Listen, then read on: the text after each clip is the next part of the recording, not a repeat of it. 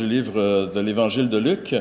Et ce matin, notre thème, on le retrouve dans l'Évangile de Luc, chapitre 10. On poursuit ce développement où Jésus envoie ses disciples alors qu'il va se diriger vers Jérusalem pour la dernière fois. Il envoie ses disciples devant lui pour entrer dans les villes où il doit aller et préparer le terrain. Et on va lire donc dans l'Évangile de Luc, chapitre 10, on va lire les versets 12 à 16. 12 à 16. Luc, chapitre 10, les versets 12 à 16. Verset 12. « Je vous dis que ce jour-là, Sodome sera traitée moins sévèrement que cette ville-là. » Cette ville-là, c'est la ville qui va rejeter les ambassadeurs, les émissaires que Jésus envoie. « Malheur à toi, Chorazine, malheur à toi, Bethsaïda, car si les miracles accomplis au milieu de vous l'avaient été dans Tyr et dans Sidon, il y a longtemps que leurs habitants se seraient repentis, habillés d'un sac et assis dans la cendre. C'est pourquoi, lors du jugement, Tyr et Sidon seront traités moins sévèrement que vous. Et toi, Capernaum, qui a été élevé jusqu'au ciel, tu seras abaissé jusqu'au séjour des morts.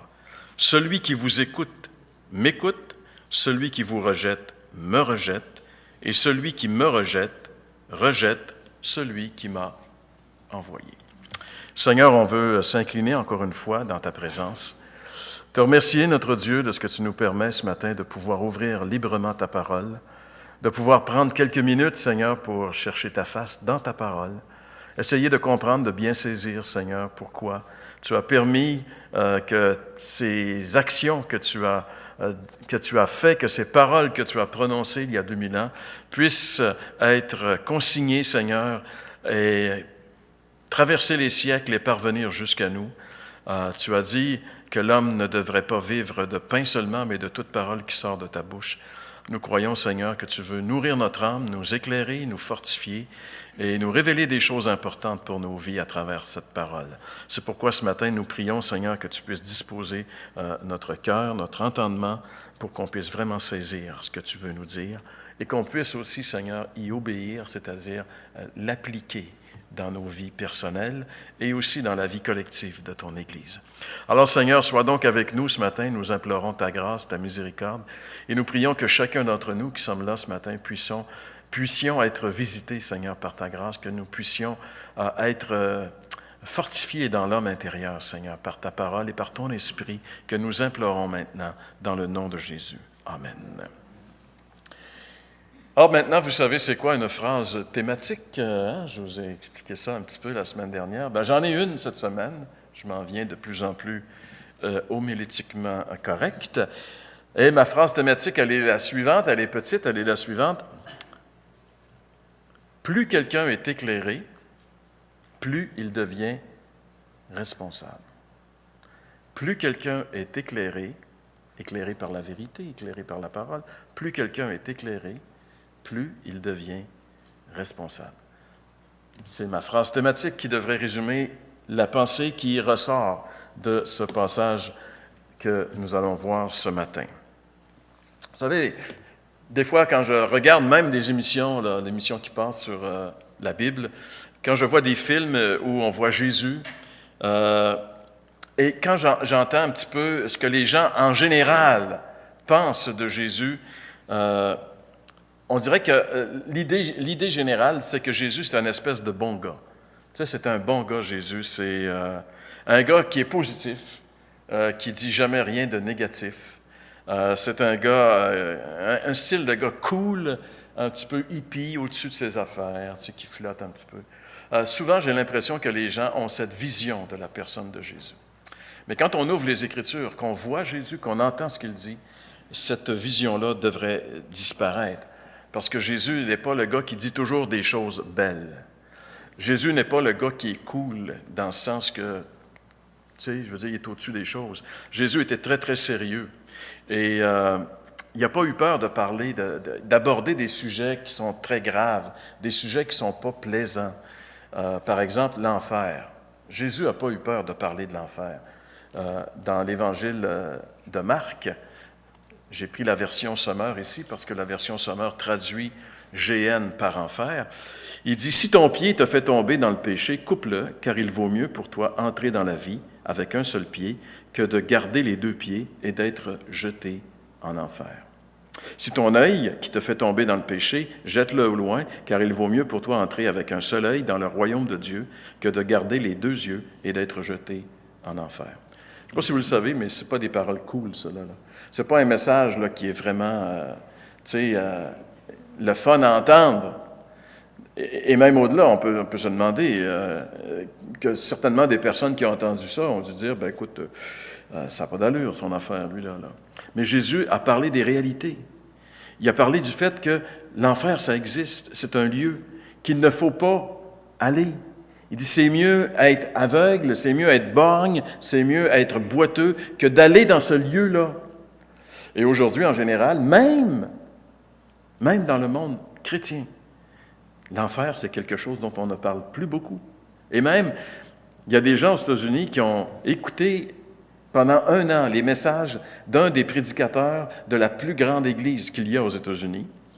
Et ils ont écouté attentivement ces messages et ils ont remarqué que jamais dans ces messages, il y avait des allusions au mot péché, au mot enfer, au mot condamnation. C'est des thèmes qui ne sont jamais dans la prédication de ce prédicateur, qui a une église, entre autres, de 30 000 personnes et qui a un impact incroyable aux États-Unis. Pourquoi je dis ça? Parce que Jésus n'avait pas peur, lui, d'aborder des sujets qui sont difficiles, des sujets qui ne sont pas, entre guillemets, politiquement corrects. Parce que Jésus était concerné par une chose, la vérité. Et lui, s'il a quitté le ciel, vous savez, Jésus dans le ciel, là, jamais, personne d'entre nous, on a été bien comme lui était bien dans le ciel. Il était dans la gloire du ciel. Des anges l'adoraient, chantaient ses louanges. D'ailleurs, Ésaïe, la vision qu'il a de Dieu, selon l'apôtre Jean, c'est Jésus qu'il voit. Et Jésus a quitté ça pour venir ici, pour se limiter à l'intérieur d'un corps d'homme et pour se laisser écœurer par le peuple, si vous voulez. Se laisser cracher dessus, se laisser être incompris, se laisser mépriser. Est-ce que vous croyez que Jésus, c'est une espèce de maniaque? Comment on appelle ça, quelqu'un qui aime ça se faire mal? Un masochiste? Est-ce que Jésus était vraiment un masochiste? Puis il a dit, ça me prendrait dans une bonne séance de douleur, je vais aller faire un tour sur la terre. Moi, je ne pense pas. Il est venu ici parce qu'il y avait un enjeu incroyable. Il y avait l'enjeu de délivrer les âmes de l'enfer, justement. Et il savait très bien que s'il ne venait pas pour prendre sur lui la condamnation des pécheurs, des élus, jamais personne ne serait sauvé. Donc, le but de sa vie, c'était de venir sauver et chercher ce qui est perdu. Et sa vie n'était donc pas une vie qui était juste par hasard. Il est apparu, puis là, non, il y avait un plan précis et il va accomplir ce plan précis. Et c'est pourquoi il n'a pas eu peur d'aborder des sujets que même aujourd'hui, dans l'Église contemporaine, on n'ose plus aborder. Et ce que Jésus nous révèle ici, ce qu'il est en train de dire, en fait, il est en train de dire que si on s'expose à sa parole, on adopte un comportement à haut risque. C'est risqué de s'exposer à la parole de Jésus. C'est pas sans conséquence pour nos vies. Si tu veux pas rien changer dans ta vie, si tu veux avoir une petite religion qui te dérange pas, ben, sois pas chrétien. C'est ce que Jésus est en train de nous dire ici. Puis si tu veux refuser de devenir chrétien, ben, dis-toi qu'il y a une échéance qui t'attend quelque part qui va être terrible. C'est pourquoi, je pense, à cause de la nature même de la personne de Jésus, de son discours, de ses paroles, de sa vie, c'est important de faire très attention à lui et très attention à 3 choses qui ressortent du passage qu'on a lu et qu'on va voir ce matin. D'abord, attention aux évidences. Dieu place dans nos vies des évidences qu'il existe. Attention aux évidences. Deuxièmement, attention à l'échéance. Il y a une échéance pour nos vies. On n'en parle plus aujourd'hui. On vit comme si... et je vois des gens, des fois, dont Je suis allé visiter un homme il y a 2 semaines à l'hôpital. J'ai vu son nom dans la chronique nécrologique cette semaine.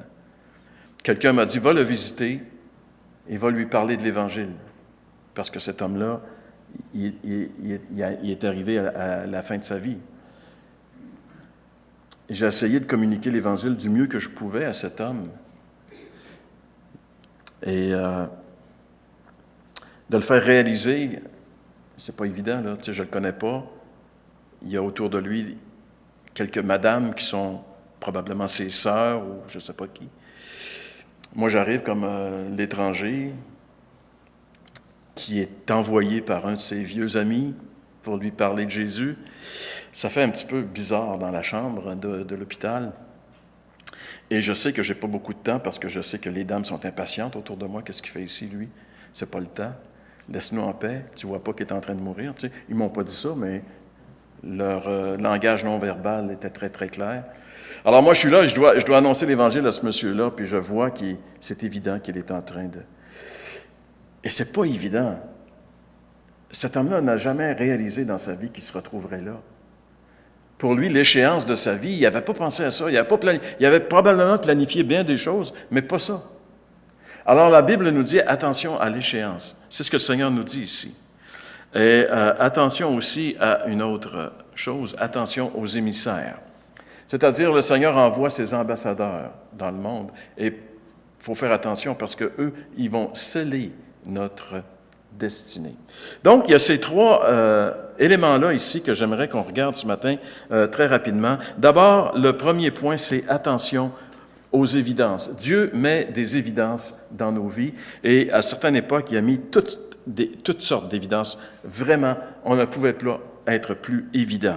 Et c'est ce qu'on voit au verset 13, par exemple, où le Seigneur dit « Malheur à toi, Chorazine, malheur à toi, Bethsaïda, car si les miracles accomplis au milieu de vous l'avaient été dans Tyr et dans Sidon, il y a longtemps qu'elle se serait repentie, habillée d'un sac et assis dans la cendre. » Et on peut sauter au verset 15. « Et toi, Capernaum, qui a été élevé jusqu'au ciel, tu seras abaissé jusqu'au séjour des morts. » Non, mais imaginez-vous, aujourd'hui, Jésus était présent sur la terre.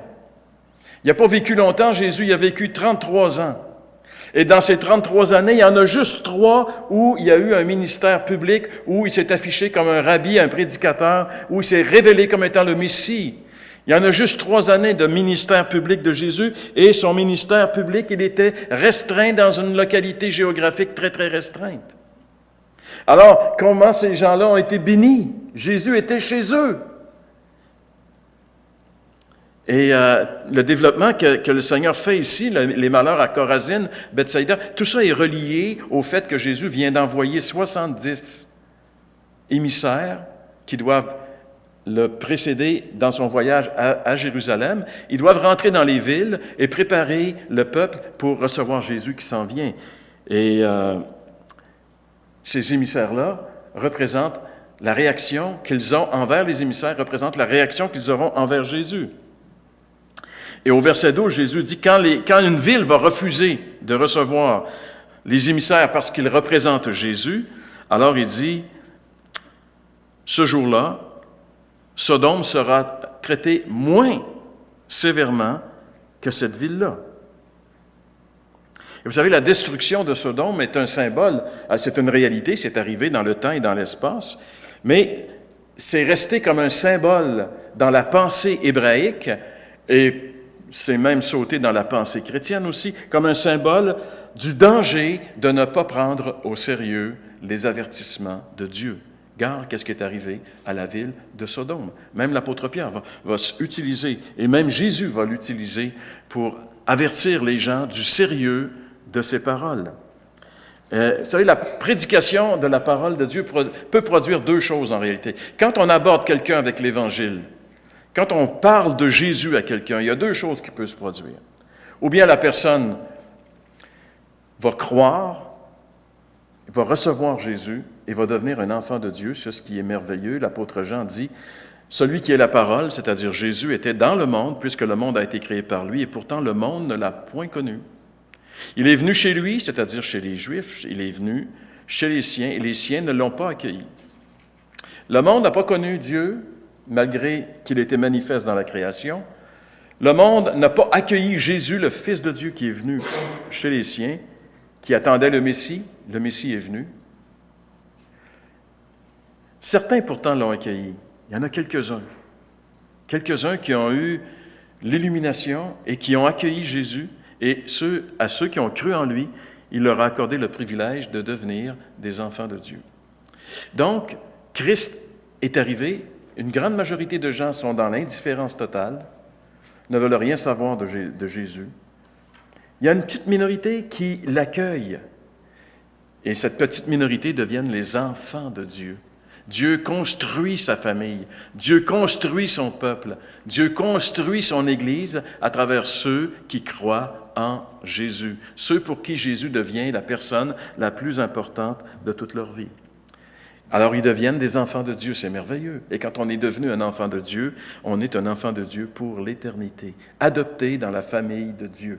On peut appeler Dieu Papa, on peut le prier, et non seulement on peut, on doit le prier, et on doit lui faire connaître toute notre vie, et on doit développer une relation avec ce Papa céleste quotidienne. On doit vivre dans une relation avec lui, et c'est ce que Dieu a voulu instaurer, non pas une religion, mais une relation entre des hommes. Et c'est pour ça que Jésus a révélé Dieu d'une nouvelle façon. Jamais en Israël, on avait vraiment développé ça. Dieu était Adonai, le Très-Haut, etc. Mais là, Jésus dit Père, Papa, Abba. Nouvelle relation. Dieu est ton papa, ton bon papa qui prend soin de toi et qui est un père responsable. Mais le contraire, si tu rejettes le Seigneur, alors là, tu viens de sceller ta destinée. En rejetant Jésus, tu viens de déclarer que tu acceptes d'aller en enfer pour l'éternité. Peut-être que tu n'es pas conscient des conséquences du rejet. Et c'est ce que le Seigneur veut faire ressortir ici. Il y a une conséquence terrible de rejeter le Seigneur Jésus-Christ. Ce que Jésus veut faire ressortir finalement dans ce passage, c'est qu'être indifférent à sa personne a une conséquence qui est tout à fait fatale. Vous savez, la plus grande bénédiction qu'une personne peut avoir ou qu'une ville peut avoir, c'est d'avoir des enfants de Dieu dans son milieu. La plus grande bénédiction qui arrive, c'est quand Dieu envoie un enfant de Dieu proche de nous, qui va nous parler de Jésus. On est béni à ce moment-là, d'une bénédiction tout à fait incroyable. Mais on est responsable aussi. On est responsable. Parce qu'on peut recevoir le message ou rejeter le message de cette personne-là. Et c'est tout à fait évident que ces villes dont il est question ici, certaines villes de Galilée où Jésus était, ont été choyées. La plus grande partie du ministère de Jésus s'est déroulée dans cette petite espace ici du nord du lac de Galilée. Évidemment, il y a des événements qui nous sont relatés du ministère de Jésus ailleurs, mais la concentration des villes de Bethsaïda, de Chorazine, de Capernaum, ces trois villes à l'embouchure du Jourdain qui se jette dans le lac de Galilée ici, ces trois villes ont été particulièrement bénies par la présence de Jésus. La ville, et ce qui est intéressant, c'est que ces trois villes, qui étaient des villes importantes à l'époque de Jésus, Jésus va leur dire malheur à toi, Chorazine, malheur à toi, Bethsaïda, et toi, Capernaum. Et ils vont disparaître. Pendant 2000 ans, on ne savait pas où était ni Capernaum, ni Bethsaïda, ni Chorazine. C'était complètement disparu, comme Sodome et Gomorrhe. Juste dans le siècle dans lequel nous vivons, où il y a des gens qui ont commencé à faire des fouilles archéologiques et qui ont réussi à déterrer des vestiges de ces villes-là. D'abord, la ville de Chorazine, on l'a déterrée et aujourd'hui, c'est les ruines. Vous avez une photo ici de ce qu'était Chorazine à l'époque. C'est une pierre où on prenait les olives et on faisait de l'huile, un pressoir à l'huile. C'est ça ici. Il y a aussi la synagogue il y avait une synagogue à Chorazine, et certainement que Jésus est allé et qu'il a prêché à Chorazine. Sa présence était là. Vous voyez une flèche ici qui pointe à une espèce de patente. Eh bien, cette patente-là, vous allez la voir en plus gros ici. Et en hébreu, c'est marqué dessus « chair de Moïse ». Dans la synagogue, c'était le pupitre. C'était comme ça ici, mais c'était comme ça. Et c'était la chair de Moïse. C'est là que les prédicateurs ouvraient le rouleau et annonçaient la parole. Et c'est des découvertes qui ont été faites, mais c'est tout ce qui reste de la ville de Chorazine. Quelques pierres, parce que le Seigneur a vraiment dit que cette ville-là disparaîtrait. Jamais plus après que Jésus, après les Romains ont complètement détruit toute cette région-là, il n'y avait vraiment plus rien. Ici, c'est les ruines ici de la ville de Bethsaïda. C'est ce qui reste, quelques pierres encore. Et la ville de Bethsaïda, c'était une ville qui était quand même relativement importante, puisque c'est là où Pierre et André, son frère, viennent. Il y avait Philippe également qui venait de là. Mais la plus importante des trois, évidemment, c'est la ville de Capernaum. Encore aujourd'hui, quand on arrive à Capernaum, il y a une pancarte qui dit « La ville de Jésus », en anglais à part ça, « The town of Jesus, Capernaum ». Et cette ville-là, donc, comme je l'ai dit, elle était complètement disparue dans la poussière. Le foin poussait par-dessus. Et au début du siècle, on a commencé à faire des recherches. Puis finalement, après la Deuxième Guerre, des gens de la confrérie des franciscains ont déblayé le terrain. Et voici, à vol d'oiseau aujourd'hui, la ville de Capernaum, où Jésus a travaillé, où Jésus a resté. Vous voyez là, ce qui ressemble un petit peu à une soucoupe volante, c'est une église catholique franciscaine sur le lieu où était la maison supposée de l'apôtre Pierre. Ce que vous voyez, l'autre grosse building, c'est la synagogue de Capernaum, où Jésus a fait beaucoup de miracles. Mais aujourd'hui, on a excavé et on peut aller visiter ces ruines-là. Ça, c'est une photo qui nous montre à peu près du temps de Jésus à quoi ça pouvait ressembler de la mer, du lac de Galilée, la ville de Capernaum. Parce que là, quand on y va, on voit juste des pierres. C'est comme si vous rentriez dans une ville bombardée, vous voyez juste des solages. Difficile de se faire une idée de quoi ça ressemblait lorsqu'il y avait des maisons. Mais ici, on a fait une reconstruction et ça pouvait facilement ressembler à ça. Ça, c'est la synagogue. Et si vous remarquez, j'ai voulu mettre cette photo-là juste pour une raison, c'est que la synagogue blanche, elle est construite sur les ruines de la synagogue noire, basalte. La synagogue noire, c'est la synagogue du temps de Jésus. Même emplacement, on a construit une autre synagogue par-dessus. Et c'est important parce que, et ça c'est vu de la synagogue, vous voyez l'église ici où était la maison de Pierre. Et ça c'est les ruines. Avant qu'on construise l'église sur la maison de Pierre, on a pensé que c'était la maison de Pierre parce que les Byzantins avaient construit une église autour de cette maison-là. Il reste des ruines. Et c'est ce qui a permis aux gens de dire, ben écoute, eux croyaient que c'est là qu'était la maison de Pierre. Donc, dans ces villes, Chorazine, Bethsaïda et Capernaum, Jésus a fait des choses que seul Dieu peut faire. Au verset 13, ici, si vous remarquez, « Malheur à toi, Chorazine, malheur à toi, Bethsaïda, car si les miracles accomplis au milieu de vous, les miracles, le mot miracle ici, c'est le mot dunamis en grec, qui parle d'actes de puissance. Dunamis, c'est dynamique, c'est dynamite, c'est la puissance, des actes de puissance extraordinaires. Et malgré les actes de puissance qui ont été faits dans ces villes, ces gens n'ont pas cru en Jésus. Jésus arrive à la même conclusion que l'apôtre Jean dans son évangile. Dans le chapitre 12, Jean arrive vous savez, Jean est différent des autres évangiles synoptiques. Jean, il parle beaucoup plus du ministère de Jésus à Jérusalem que de son ministère en Galilée. Mais il arrive à la même conclusion, chapitre 12, Jean dit, malgré tant de miracles, ils ne crurent pas en lui. Jean 12, verset 37. C'est pourquoi il y a de très, très graves conséquences. Si vous regardez au verset 13, Jésus dit, malheur. Malheur à toi, Chorazine. Malheur à toi, Bethsaïda. Jésus dit malheur. Jésus, il n'y a pas toujours juste des beaux mots. Il y a aussi des mots durs. Et le mot malheur ici, il faut faire attention, c'est pas comme nous, on dirait malheur à toi. Non, c'est plus une expression de dépit qu'on pourrait traduire par hélas. Hélas, Chorazine. Hélas, Bethsaïda, vous n'avez pas su quand vous avez été visité. Vous n'avez pas pu discerner qui vous a visité. Et Jésus va dire, si les miracles qui ont été accomplis dans votre ville avaient été faits dans les villes portuaires, des villes pécheresses de Tyr et de Sidon, eh bien, il y a longtemps qu'elles se seraient repenties en prenant le sac et la cendre. Mais vous n'avez aucune repentance devant les miracles qu'il a accomplis.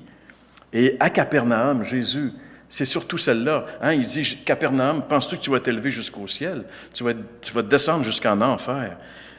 Capernaum était la ville de Jésus, la ville où Jésus a fait sa demeure. Dans l'évangile de Matthieu, Jésus étant monté dans une barque, traversa la mer et alla dans sa ville. Sa ville ici, c'est Capernaum. C'est que les gens associaient Capernaum à Jésus. C'était devenu sa ville. C'est la ville où il a fait plusieurs miracles. Quand on lit les évangiles, dans la synagogue de Capernaum, beaucoup de personnes, des possédés qui ont été libérés, des gens infirmes qui ont été guéris.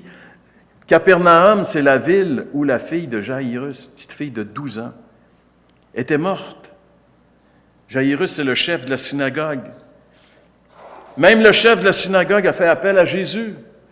Même lui, qui était un homme important, religieux, était devant une impossibilité dans sa vie. Sa petite fille de 12 ans était morte, c'était sa fille unique.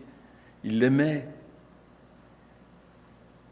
Et Jésus est venu, il l'a pris par la main, puis il lui a dit, Talitha Koumi, petite brebis, lève-toi. Et la petite fille est redevenue vivante, à la grande joie de Jaïrus. Mais les gens ont vu ça. Les gens de Capernaum ont vu une petite fille morte revenir à la vie parce que Jésus l'a ressuscitée. Et pendant que Jésus allait ressusciter la fille de Jaïrus, rappelez-vous, il y a une madame qui était atteinte d'une perte de sang depuis 12 ans. Une grave maladie qui était en train de la tuer. Elle était anémique, elle était en train de mourir. Et elle a touché Jésus par en arrière et automatiquement elle a été guérie. Et ça, c'était public. Tout le monde voyait ces miracles-là. C'est la ville où Jésus a guéri le centurion, le serviteur du centurion. Rappelez-vous ce gars, il dit, moi là, j'ai des soldats, puis je leur dis une chose, puis ils le font. Alors, tu n'as pas besoin de venir chez nous, tu as juste à le dire, puis il va être guéri. Et Jésus était stupéfait de voir la foi de cet homme, romain, soldat romain en lui. Et il dit, bon, qu'il soit fait selon ta foi. Puis à l'instant même, son serviteur a été guéri. Mais ça se passait à Capernaum. Rappelez-vous de cette histoire qu'on lit tout le temps, puis moi, à chaque fois que je la relis, je suis toujours émerveillé, je m'imagine la scène. Jésus, il est dans la maison de Pierre, justement. Cette maison qu'on a vue tantôt, il est là. Et puis, il y a 5 gars, 5 chums. Il y en a un des deux qui tombe paralysé. Rien à faire. Alors, les 4 autres ont dit, on va t'amener à Jésus, à Capernaum. Alors, ils amènent le gars, ils défont le toit, il y a trop de monde dans la maison, d'autres monde dehors. Ils montent sur le toit, défont le toit, descendent le gars et Jésus guérit les gars. Tout ça se passe à Capernaum devant des dizaines, des centaines de milliers de curieux qui sont là autour, qui non seulement vont voir ces choses-là, mais ça va se répandre dans toute la ville. Il n'y a pas une personne à Capernaum qui n'est pas au courant qu'il y a quelqu'un de spécial dans leur ville. C'est dans cette ville où Jésus va appeler ce gars qui est au bureau des péages, parce que Capernaum est une ville importante sur la voie qui menait vers Damas, la via, je ne me rappelle pas laquelle, via romaine, qui allait jusqu'à Damas. Il y avait un bureau de péage, c'est-à-dire un bureau de douane, et un des douaniers qui était là, le chef du bureau, s'appelait Lévi, et Jésus va lui dire à un moment donné, Lévi, viens, suis-moi. Il va changer son nom. Il va devenir Matthieu. Il va écrire l'évangile de Matthieu. Tous ces événements se sont produits dans une petite ville qui s'appelle Capernaum. Et pendant plusieurs mois, les gens ont été témoins. Cette présence de Jésus dans cette ville, ces nombreux miracles ont fait que cette ville est montée jusqu'au ciel. Dieu était là, au milieu d'eux. Mais malheureusement, les gens ne croiront pas en lui. Leur incrédulité va faire descendre cette ville directement en enfer. Plus quelqu'un est éclairé, plus il devient responsable. Ils n'ont pas fait attention aux évidences que Dieu a mis dans leur vie dans leur ville. Dieu était présent au milieu d'eux. Le Messie qu'ils attendaient était présent au milieu d'eux. Vous savez, quand on va en Israël et qu'on parle aux Juifs, souvent on a des bonnes discussions, nous autres, parce qu'on est là on est des chrétiens, on fait des émissions chrétiennes, nos guides, nos chauffeurs, tout ça, c'est des Juifs qui sont pas croyants, qui sont pas chrétiens, et qui nous disent toujours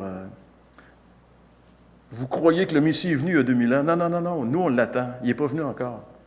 L'incrédulité persiste en Israël. Ils ne croient pas que Jésus est le Messie qui est venu. Une incrédulité terrible, condamnation de Dieu sur ce peuple. L'incrédulité. Il y a tellement d'évidence. Ces gens-là devraient se rendre compte, encore aujourd'hui, dans ces ruines de Capernaum, de Tibériade, pas Tibériade, mais de Bethsaïda et de Chorazine. Mettez-vous sur le mont en haut de Capernaum et regardez, vous allez voir toute la journée des autobus qui n'arrêtent pas.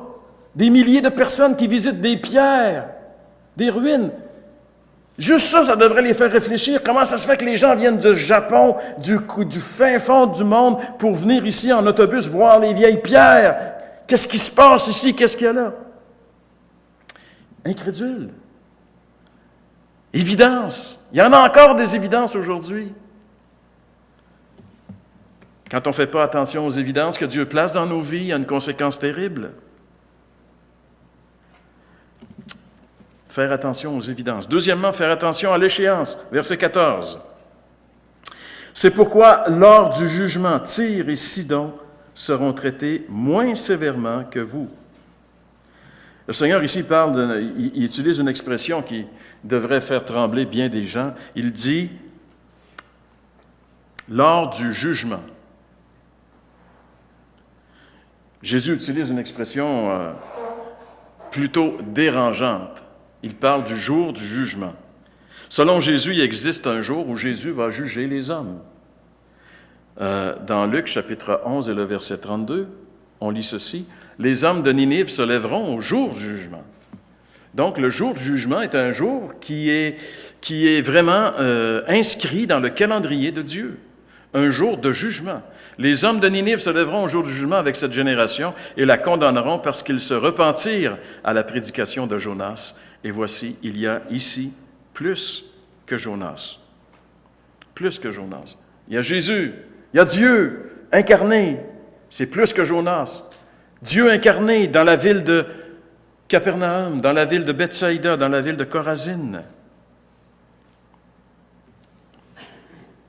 Et si vous remarquez, dans ce passage, on dirait qu'il y a différents degrés de responsabilité et différents degrés de punition dans le jugement. Au verset 12, regardez ce qui est écrit. « Je vous le dis que ce jour-là, Sodome sera traité moins sévèrement que cette ville-là. » Sodome sera traité moins sévèrement de la ville qui va refuser les émissaires de Jésus.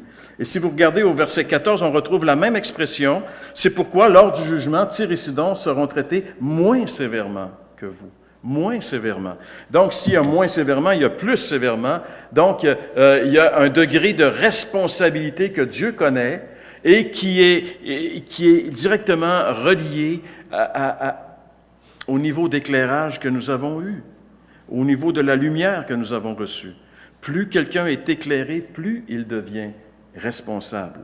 Sodome a eu un certain éclairage parce qu'il y avait un enfant de Dieu qui vivait au milieu d'eux, Lot.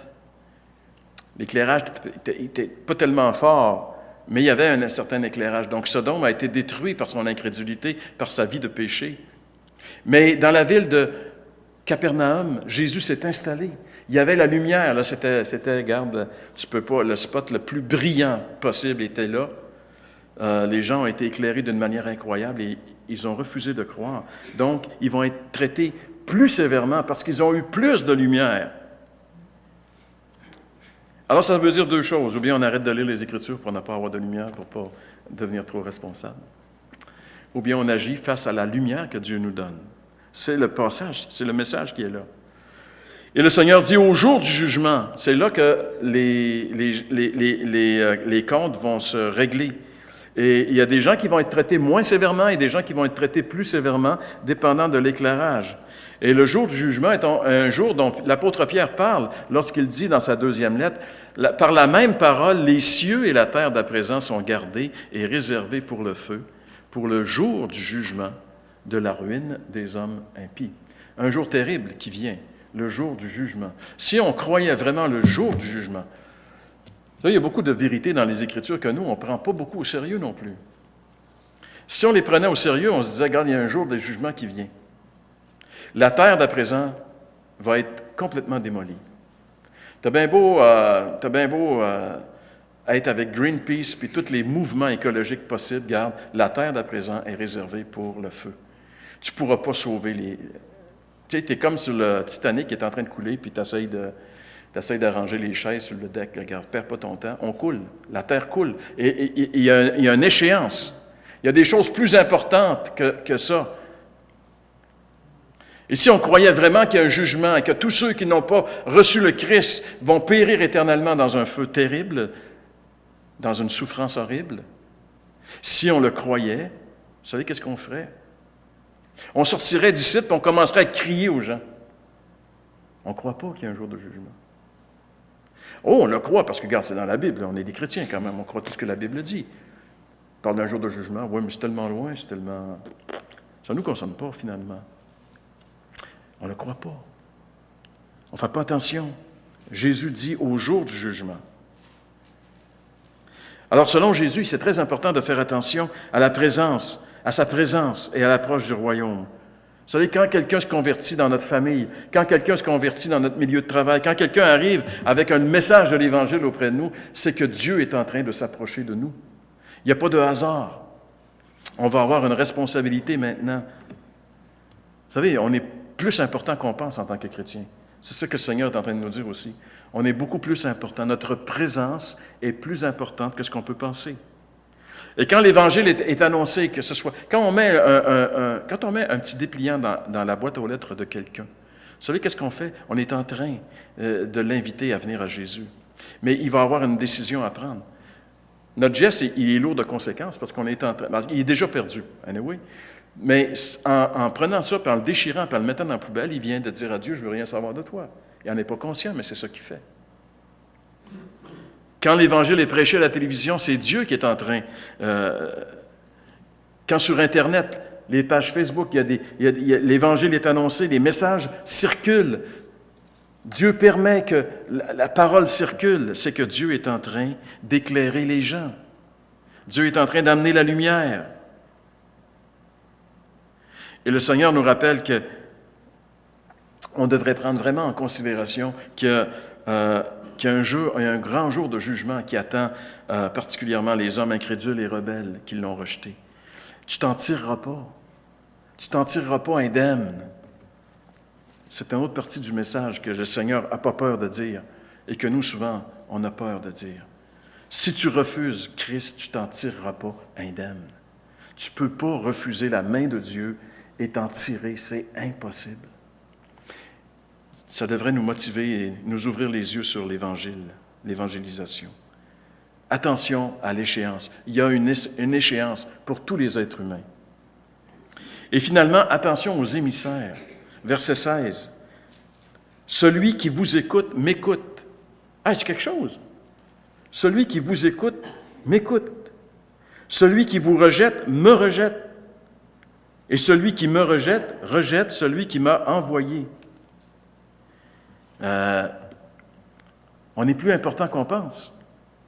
Quand on parle à quelqu'un de la parole de Dieu, en fait, s'il nous écoute, c'est comme s'il écoutait Jésus. C'est ce que le Seigneur nous dit ici. Celui qui vous écoute, m'écoute. Évidemment, ça nous rappelle aussi à l'importance pour nous d'avoir le message. Si on parle de hockey, on n'est pas en train d'être un émissaire de Jésus auprès des gens.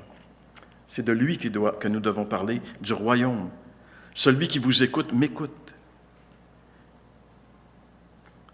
Quand Dieu envoie un des siens vers une personne, cette personne-là devient très responsable.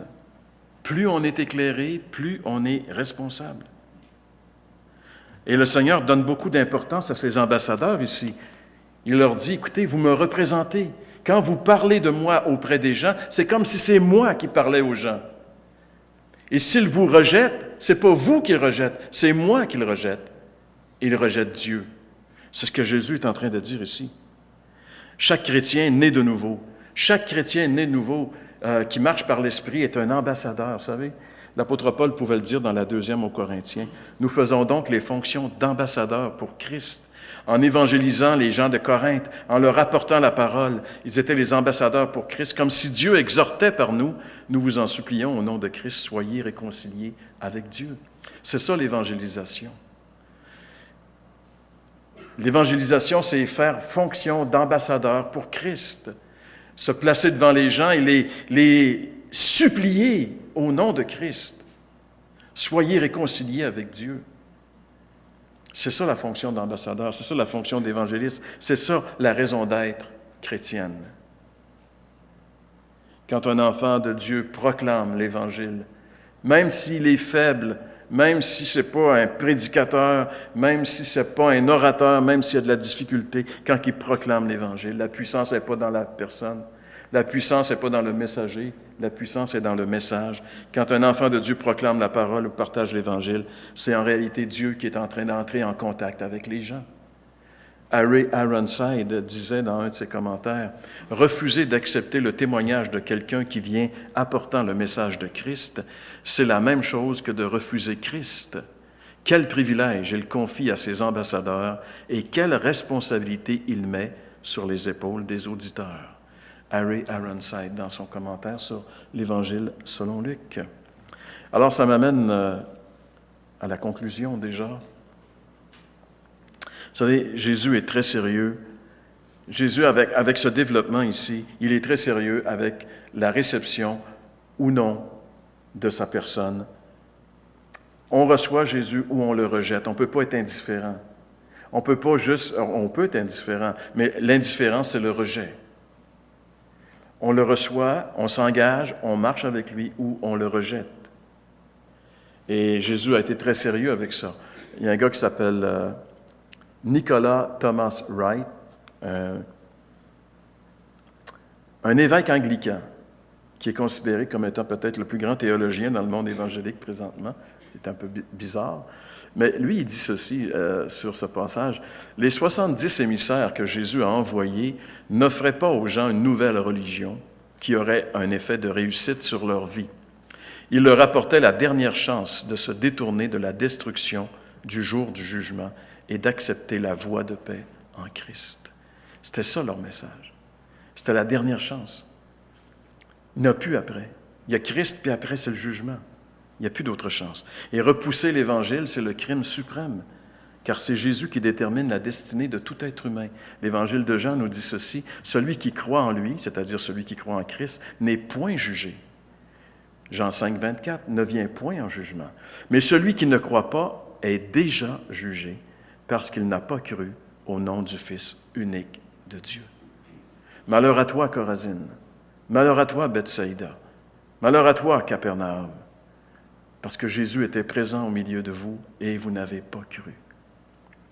Vous n'avez pas cru au nom du Fils unique de Dieu. Vous êtes déjà sous le jugement de Dieu. C'est vrai pour Capernaum, c'est vrai pour Bethsaïda, mais c'est vrai aussi pour n'importe quel individu qui rejette Jésus et n'importe quelle ville qui rejette Jésus. Vous savez, la culture dans laquelle nous sommes, la culture nord-américaine, la culture occidentale, est en train présentement de rejeter l'héritage chrétien.